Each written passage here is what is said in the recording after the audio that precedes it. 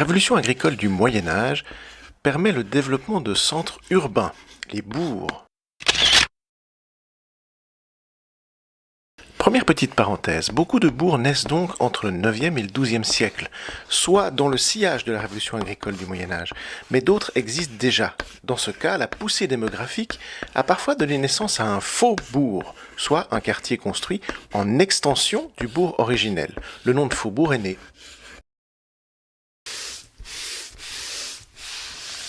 Deuxième petite parenthèse. Pour leur sécurité, les bourgs vont peu à peu se doter de fortifications. Celles-ci ne sont efficaces que si les alentours sont déserts, privant un ennemi d'abri en cas de siège. Une mise à banc, une interdiction est définie sur une distance d'une lieue pour toute construction. Cette zone prend le nom de banlieue. Les faubourgs, qui affaiblissent ce système de défense, sont soit intégrés aux murailles, soit détruits. Ce n'est qu'après 1945 que le terme de banlieue désigne un quartier périphérique.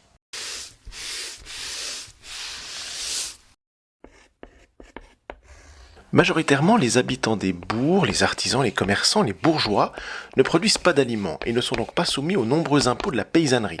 Pour un seigneur, ils coûtent beaucoup sans rapporter, car ils génèrent de nombreux et coûteux problèmes d'administration, salubrité, sécurité, commerce. Plein d'activités se déroulent dans les rues. On abat des animaux, par exemple. Il y a évidemment des problèmes de sécurité qui concernent les attaques, mais pas seulement, également la gestion de la migration. Face à toutes ces revendications, le seigneur est emprunté. Il veut bien construire des murs, mais avec quel argent, puisque les impôts qui concernent les paysans ne sont pas payés par les bourgeois.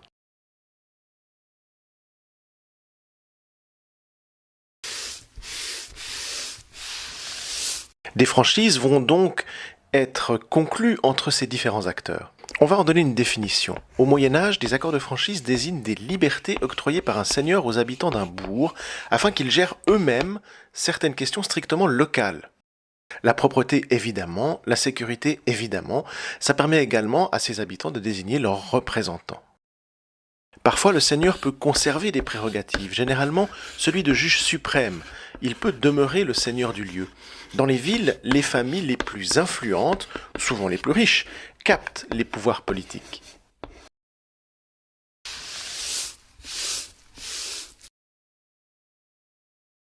Les bourgeoisies mettent en place des règles.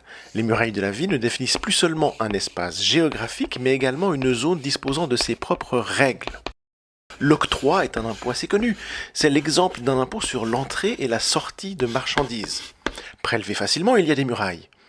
Les impôts financent les fortifications et d'autres infrastructures, telles que le poids public, les moulins, les fontaines, etc. Le statut des résidents est pluriel. Certains disposent de tous les droits, d'autres seulement d'une autorisation de séjour.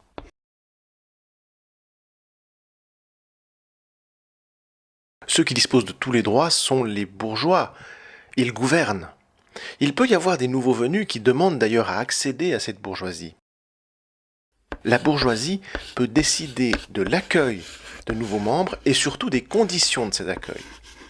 L'exemple le plus simple est le paiement de lettres de bourgeoisie assez chères pour éviter que n'importe qui devienne bourgeois.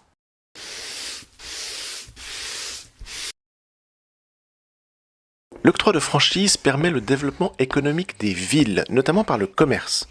Les conséquences sont nombreuses. Les villes s'enrichissent et gagnent en puissance. Plusieurs activités économiques clés s'y développent. Les foires, un événement périodique qui stimule les échanges commerciaux. L'imprimerie, une industrie qui connaît un fort développement avec la réforme et le commerce. Mais l'horlogerie également, un artisanat capital pour les grandes navigations. Et enfin la banque.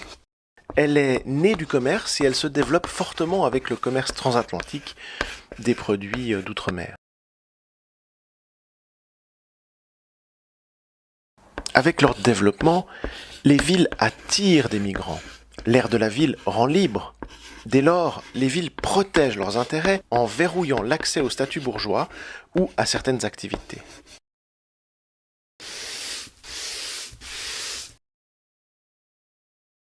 La montée en puissance des villes peut générer parfois des tensions. Des tensions d'abord entre le seigneur originel et la bourgeoisie, qui souhaite se détacher complètement de son autorité. Ces tensions sont d'autant plus fortes que la bourgeoisie est devenue puissante. Ce ne sont pas les seules tensions.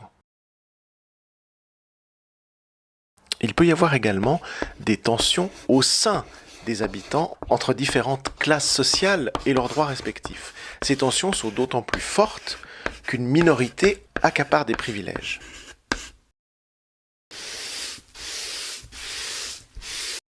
À retenir, l'octroi de franchise urbaine, qui se multiplie à partir du XIe siècle, joue un rôle premier dans l'histoire européenne. À partir de là, les villes se développent et s'enrichissent par l'artisanat et le commerce.